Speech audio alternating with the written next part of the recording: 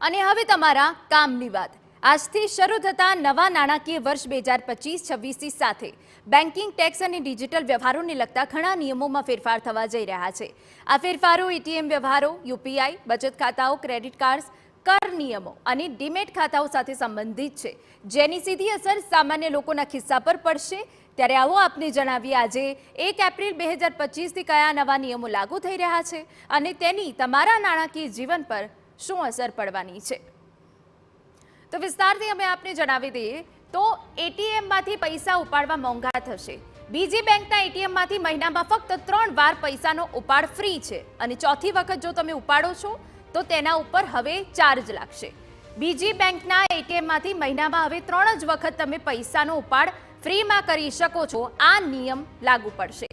આ પછી દરેક વ્યવહાર પર 20 થી 25 રૂપિયાનો ચાર્જ કરવામાં આવશે. એટલે ચોથી વખત તમે પૈસા ઉપાડવા જાઓ છો તો તેની ઉપર ચાર્જ લાગશે અને ચાર્જ છે 20 થી 25 રૂપિયાનો.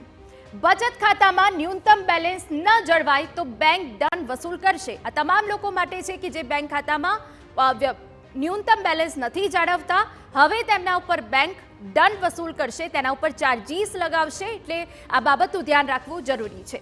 જેમના ખાતામાં લઘુત્તમ બેલેન્સ કરતાં ઓછું હોય તેમને અસર પડશે. એટલે કે હવે તમારા ખાતામાં તમારે બેલેન્સ જાળવવું પડશે, નહીતર પછી તમારા પાસેથી બેંક ચાર્જ વસૂલ કરશે, જેની તમારા ઉપર, તમારા બેંક એકાઉન્ટ ઉપર અસર પડી શકે છે. આ જે નિયમો છે જે આજથી લાગુ થવાના છે. રૂપિયા 50,000થી વધુનો ચેક આપો તો પહેલા બેંકની જાણ કરવી પડશે. આ પહેલા કોઈ એવી બેંકની જાણ કરવાની જરૂર નથી પડતી, પરંતુ હવે જો તમે 50,000થી વધુનો ચેક આપો છો તો એ પહેલા તમારે બેંકની જાણ કરવી પણ હવે ફરજિયાત થઈ ગઈ છે. આ કેટલાક નિયમો છે જે આજથી લાગુ પડવાના છે. ચેકની છેતરપિંડી અટકાવવા માટે આ નવો નિયમ જે છે એ લાગુ કરવામાં આવ્યો છે. ઘણી વખત ચેકથી છેતરપિંડી આચરવામાં આવતી હોય, હવે તેને સંપૂર્ણ તેને નાબૂદ કરી દેવાય, તેના ઉપર રોક લગાવી દેવાય, તે માટે આ નિર્ણય લેવામાં આવ્યો છે કે હવે તમે 50,000થી વધુનો ચેક આપો તો તમારે પહેલા બેંકની જાણ કરવી પડશે. આ કેટલાક એવા નિયમો છે જે આજથી લાગુ થશે. હવે બેંકોમાં ડિજિટલ સુરક્ષા વધુ મજબૂત બનશે.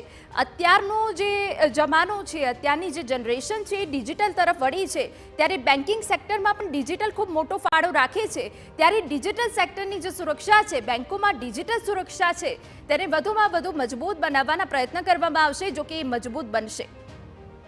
આર્ટિફિશિયલ ઇન્ટેલિજન્સ એઆઈનો ઉપયોગ પણ વધવાનો છે. હવે ડિજિટલ બેન્કિંગમાં એઆઈનો ઉપયોગ વધવાનો છે.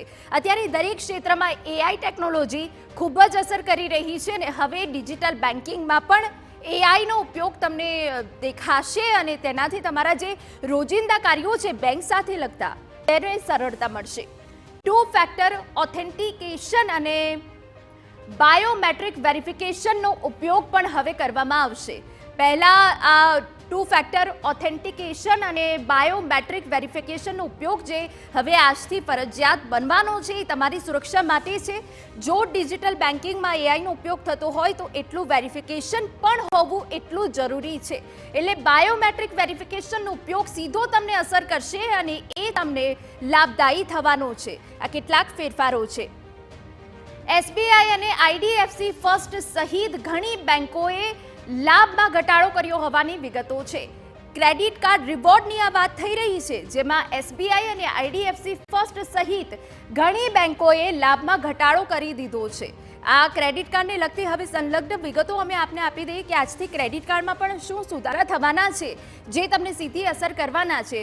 તો આ 2 બેંકો છે કે જેઓએ પોતાનો જે લાભ આપતા હતા અત્યાર સુધી કસ્ટમરને, ગ્રાહકોને, તેના લાભમાં હવે ઘટાડો કરી દીધો છે. આ નિયમ પણ આજથી લાગુ થશે. ક્રેડિટ કાર્ડ રિવોર્ડ પોઈન્ટ્સ અને અન્ય લાભોમાં ઘટાડો કર્યો છે. પહેલા જે 2 બેંકની વાત કરી, એસબીઆઈ અને આઈડીએફસી, કે જેમાં રિવોર્ડ પોઈન્ટ્સથી લોકોને ફાયદો થતો હતો, પરંતુ હવે એ જે ફાયદો છે તે ઘટાડી દેવામાં આવ્યો છે અને એ લાભમાં ઘટાડો થવાથી તેની સીધી અસર આપને પડશે. આપ જો ક્રેડિટ કાર્ડ વાપરો છો તો આ સમાચાર આપના માટે છે. આજથી આ કેટલાક ફેરફાર છે જે લાગુ પડવાના છે. તમારું યુપીઆઈ એકાઉન્ટ લાંબા સમયથી નિષ્ક્રિય તો બેંક તેને બંધ કરી દેશે. હવે અત્યાર સુધી જો તમે યુપીઆઈ એકાઉન્ટ કોઈ નંબર ઉપર કોઈ બેંક સાથે કોઈ જ વ્યવહાર નથી કરી રહ્યા તો હવે બેંક તેને બંધ કરી રહેશે। આ એક સુરક્ષાની દ્રષ્ટિએ ખૂબ જ જરૂરી હોય છે કે તેનો દુરુપયોગ ન થાય, એટલે નિષ્ક્રિય યુપીઆઈ એકાઉન્ટ હવે બેંક તેમની રીતે બંધ કરી દેશે, જેથી કરીને તમને પણ એક સુરક્ષા મળવાની છે કે તમારું જે નાણાં તેમાં હોય તેમાં તેનો ગેરઉપયોગ ના થાય। તે માટે પણ આ ખૂબ જરૂરી પગલું કહી શકાય કે હવે તેને બેંક જ બંધ કરી દેશે, જેથી કરીને તમને પણ ફાયદો થશે। ચોક્કસ નાણાકીય સંસ્થાઓ પાસેથી લેવાયેલી શિક્ષણ લોન પર હવે ફાયદો મળવાનો છે। હવે જો તમે ચોક્કસ કોઈ નાણાકીય સંસ્થાઓ પાસેથી શિક્ષણ માટે લોન લીધી છે તો તેના ઉપર હવે તમને ફાયદો થવાનો છે, અને આ શિક્ષણ લોન પરનો જે ટીડીએસ છે તેને દૂર કરવામાં આવશે, જેથી કરીને ખૂબ જ રાહત મળવાની છે।